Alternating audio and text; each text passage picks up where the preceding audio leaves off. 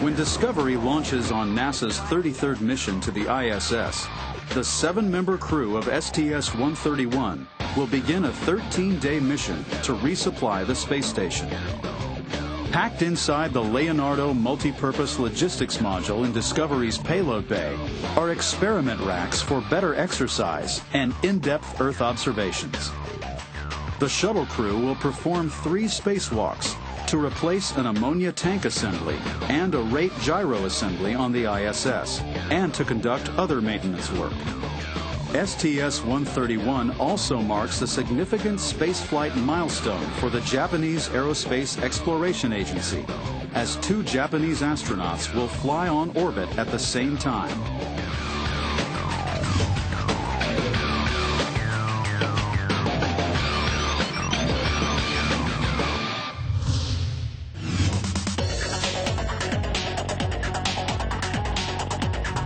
The astronauts on STS-131 will make up the last 7-member shuttle crew. 4 of the astronauts have flown in space on previous missions, and 3 are first-time flyers. Navy Captain Alan Poindexter is the commander of Discovery. He last flew as the pilot of STS-122. This is his 2nd spaceflight. Air Force Colonel Jim Dutton is the pilot for STS-131, his first ride uphill. He will conduct robotic operations with both the shuttle and station arms, and he will fly Discovery as it undocks from the station. Rick Mastracchio is Mission Specialist 1. He will serve as lead spacewalker during all 3 EVAs on this, his 3rd spaceflight. Mission Specialist 2 is educator astronaut Dottie Metcalf Lindenberger. On this, her 1st spaceflight, she will act as the IV, the intravehicular officer, during the 3 STS-131 spacewalks. Lindenberger, the last educator astronaut scheduled to fly on the shuttle, will participate in 2 interactive educational events, where students will ask her about her mission and her past as an educator. She will also record several video segments on robotics for post-flight educational materials. Stephanie Wilson, Mission Specialist 3, is making her 3rd visit to the ISS. She will be responsible for operating both the shuttle and station robotic arms. Mission Specialist 4 is JAXA astronaut Naoko Yamazaki. She is the loadmaster for the Leonardo Multi-Purpose Logistics Module, or MPLM, as cargo is transferred to and from station. Clay Anderson is Mission Specialist 5. He flew as an ISS flight engineer during Expedition 15 in 2007. During this mission, he will perform 3 spacewalks.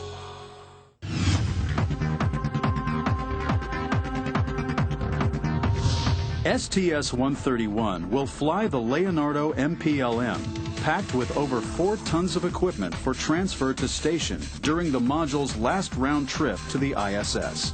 I think the biggest challenges on STS-131 are to be able to complete the transfer in the allotted time. Some hardware has constraints, so some hardware needs to be transferred in a certain order and in a certain way. One scientific addition to the station's Destiny Laboratory window is WRF, the Window Observational Research Facility.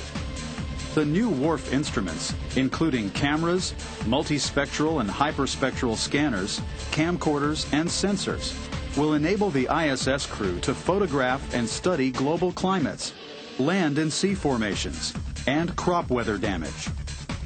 Another ISS science rack delivered in the Leonardo moving van is the Muscle Atrophy Research and Exercise System, or MARES. The MARES will help astronauts exercise 7 different human joints and gauge their muscle strength surrounding those joints. The results will determine whether the countermeasures designed to prevent muscle atrophy are working. This mission will also mark the first time that 2 Japanese astronauts will be on orbit at the same time. JAXA shuttle astronaut Naoko Yamazaki joins Expedition 23 flight engineer Soichi Noguchi of the Japanese Space Agency, who will already be on station when Yamazaki arrives. Soichi and I are scheduled to do several tasks together, like experiment rack transfer and installation of the space station. So we are looking forward to working with each other.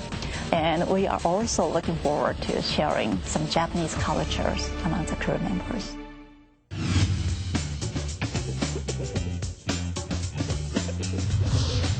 During STS-131, Mastracchio and Anderson will step outside the station for 3 scheduled spacewalks.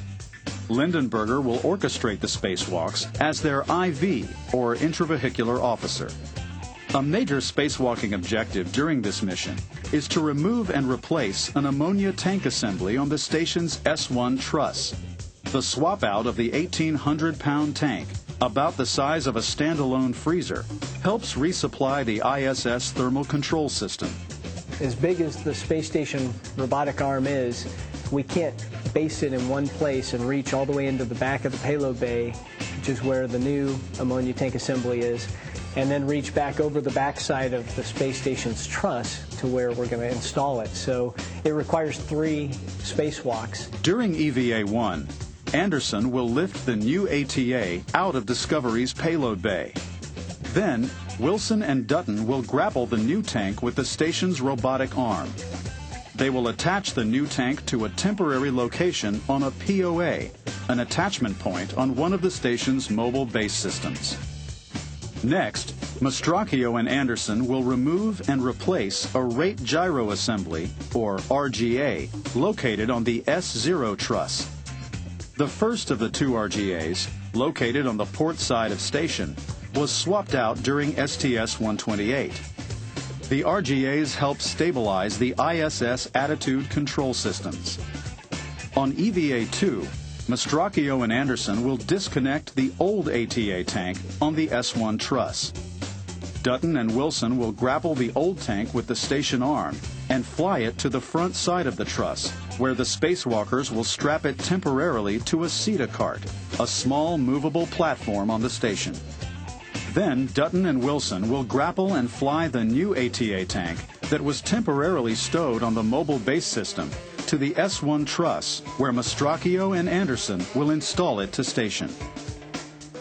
During the 3rd and final EVA, station arm operators Wilson and Dutton will grapple the old ATA tank from its temporary location on a CETA cart. Then spacewalkers Mastracchio and Anderson will secure the old tank in Discovery's payload bay. Before calling it a day, Anderson will install a camera on and remove a blanket from the special purpose dexterous manipulator. He will also remove the lightweight adapter plate assembly from the Columbus lab for the return home.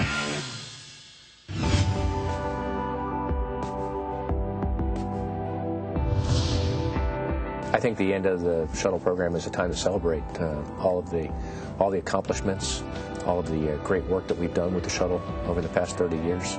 It's time to think about all of the great work and the great folks that worked on the shuttle program throughout the years. When I meet those folks, of course, the first thing I do is I say thank you, because without them we could not do this job. They sacrifice weekends, holidays, and work long hours. We try to share the story of the mission and bring it home to them so they feel as much of a part of the on-orbit mission as they can. Being an astronaut is a very special thing because in a way you represent those thousands of people when you're up there. It would not be possible to do what an astronaut does without all the support that we get from people across the agency and at our various contractors.